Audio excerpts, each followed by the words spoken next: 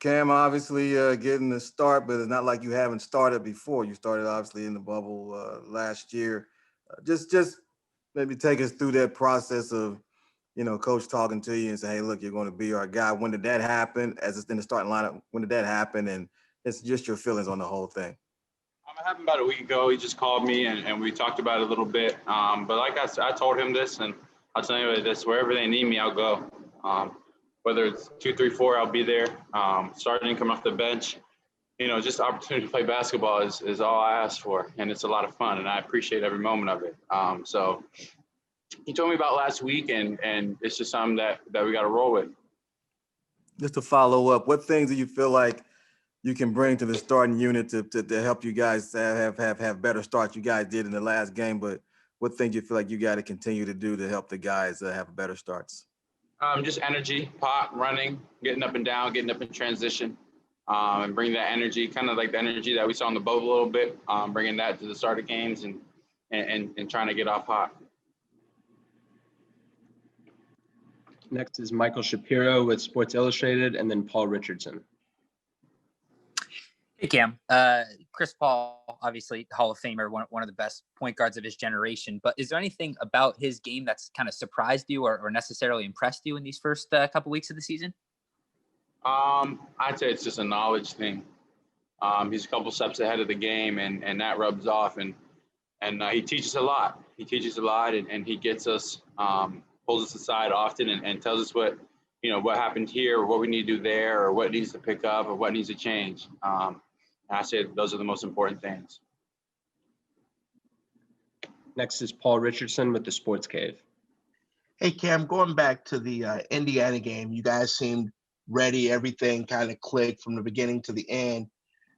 But that's been kind of the only game in the last 4 where that's happened. What do you guys need to get back to doing to get back to that level that you played at Indiana? Playing with energy, playing with force.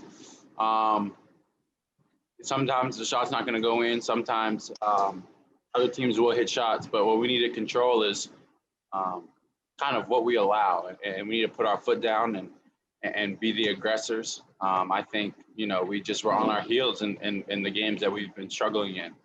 Been on our heels, and they've come at us.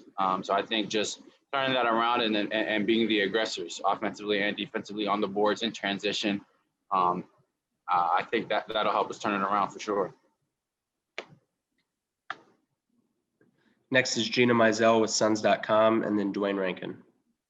Hey, Cam, to kind of go back to the point about Chris just kind of always teaching and the knowledge that he brings, what's an example with you personally where he's maybe pulled you aside and helped you through something, or just maybe what's the best tidbit you've learned from him so far in the early season? It's so much. It's pieces. It's pieces that add together. A big component of yesterday's pull aside small conversations was just on talk and early talk. And emphasizing that even when you're tired and you don't want to talk like your voice, your energy can discourage the offense. So yesterday's focus was a lot about talk. Today, similar things, but it's pieced together with something else. So when I say it pieces together, it's more of the totality. It's not like here's the golden recipe secret, use this. It's pieces. And then next is Dwayne Rankin with the Arizona Republic. Yeah, Cam, I had talked to you before the election, and you were pushing for people to go vote. And so, what does today mean to you with the inauguration, considering the efforts that were being made to push for voting and to push to raise those numbers? It means a lot. It definitely means a lot. It's a step. It's a step, and we need to keep taking more steps. So it's not just, we did it. We need to continue to push the narrative. We need to continue to seek justice and equality in this country. We need to continue to get our country healthy and continue to get the world healthy, and take positive steps. And that's one of them. That's a big one. But we need to keep going.